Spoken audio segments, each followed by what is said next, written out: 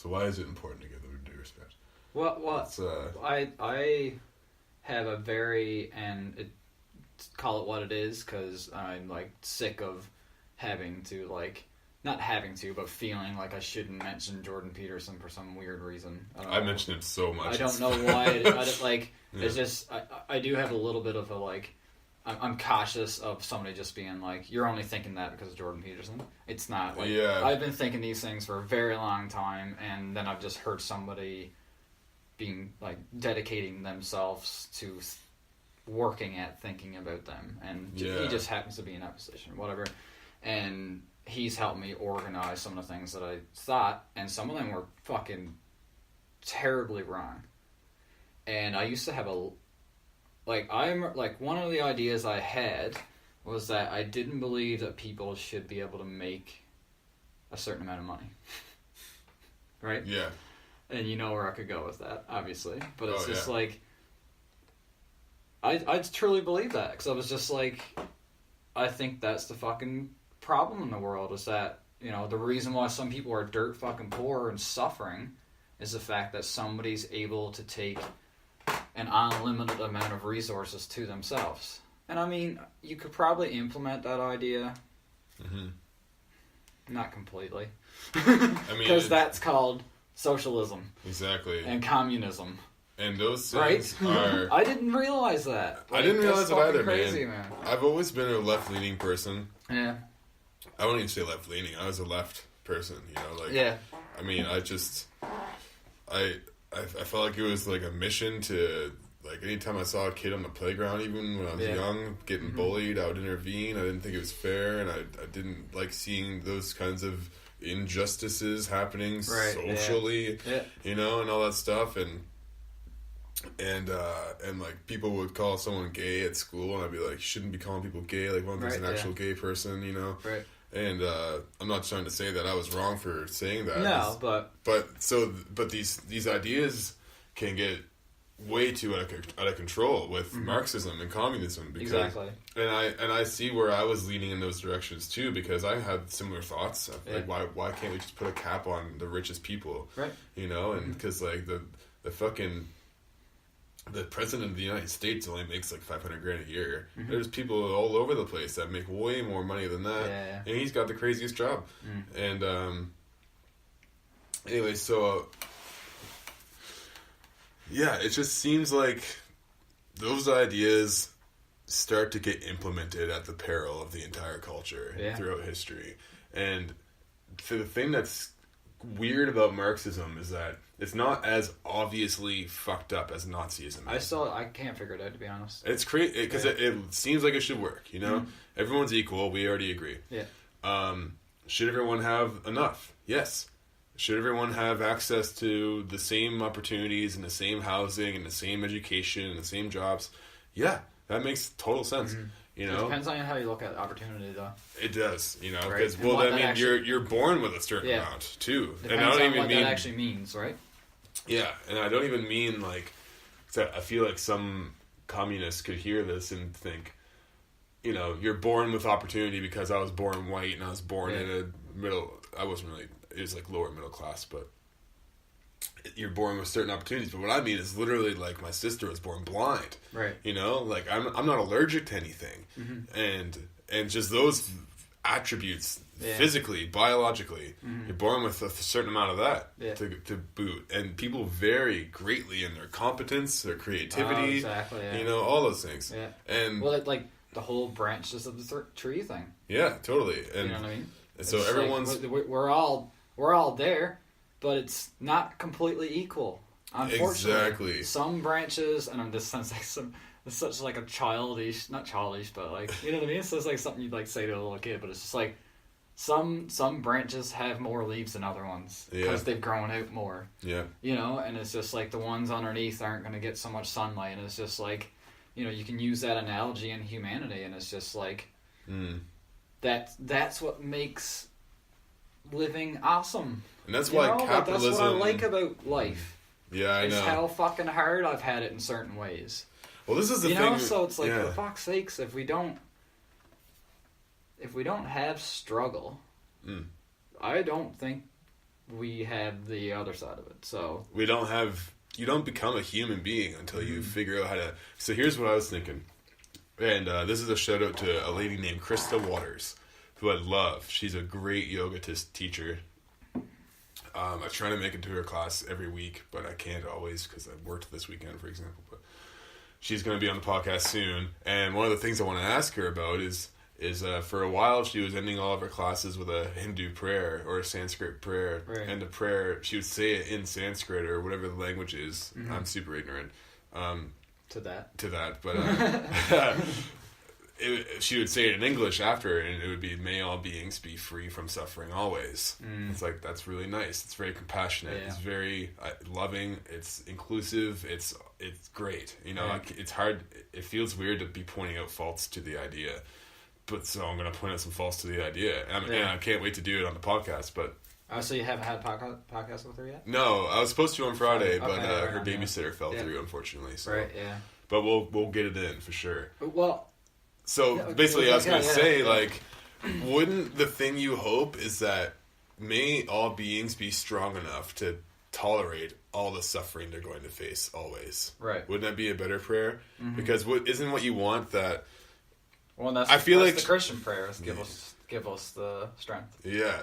So I feel like what you actually want is to be able to handle the most amount of suffering possible so that you gain those benefits. If you can do it consciously, if you can learn from it, and by improving oneself, you make yourself more capable, more competent, more flexible. Yeah. You can handle these situations that come at you that are complicated, that are going to force you to come up with creative solutions to them, that are going to put you in testing social situations, and life provides no shortage of these things, and so you need to be able to negotiate with life, because it's not just going to unveil this like golden path to paradise for you without any effort.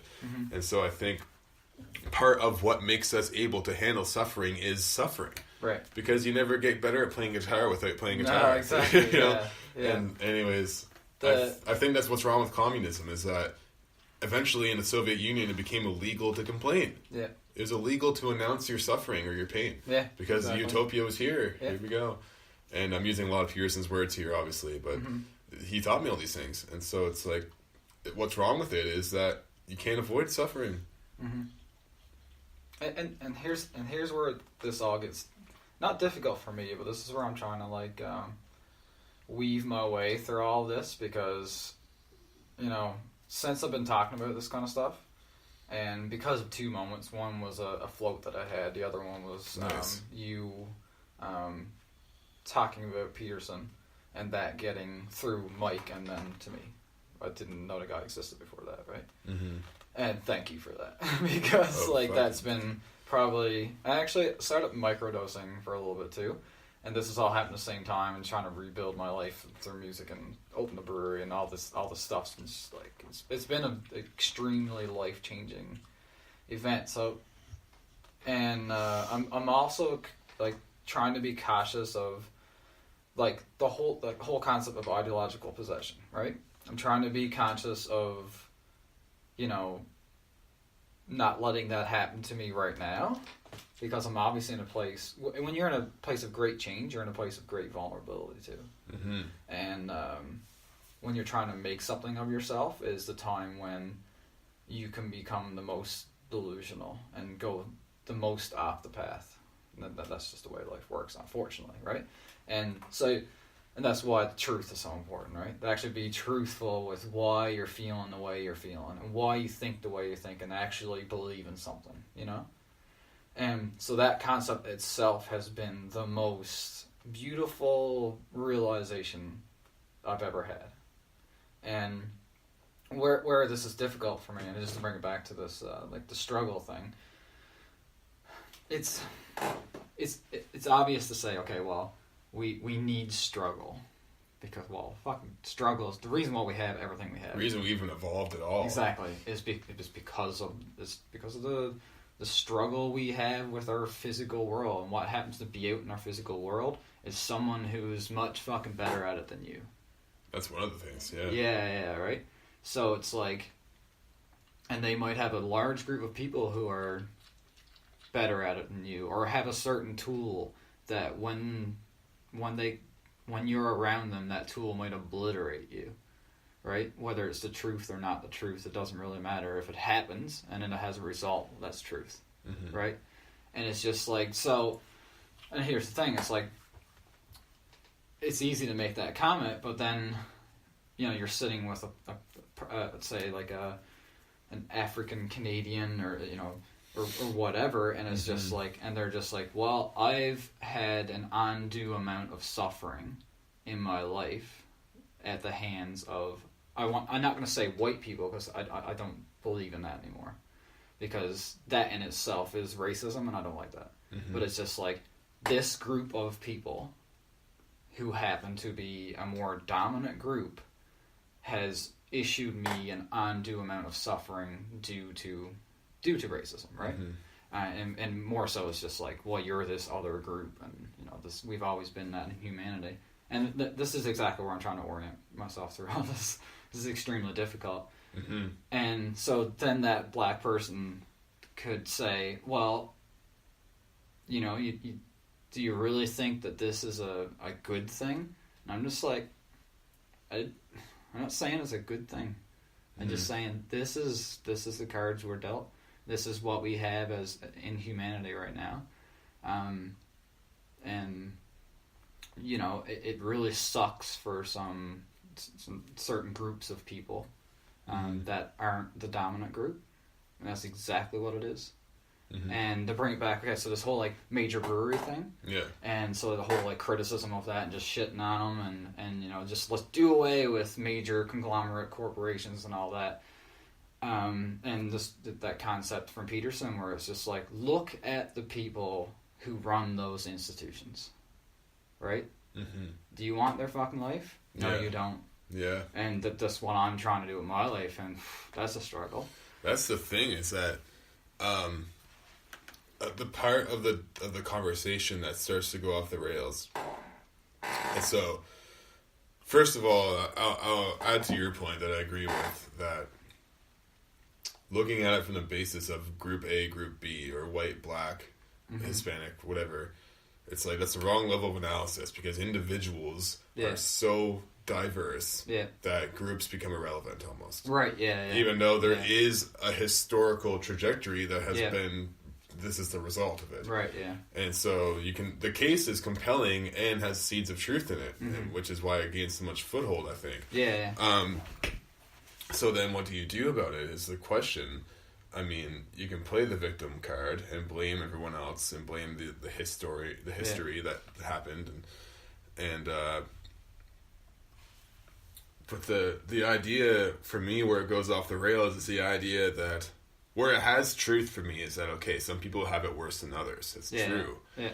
And I always the most real example I've always had is my sister. Like, I've always known that I could have just as easily not seen. And at the same point, she had a twin sister who didn't even survive birth. Yeah. And turns out I've learned lately that tons of women have babies, miscarriages, or don't survive birth. Like, it still happens a crazy amount.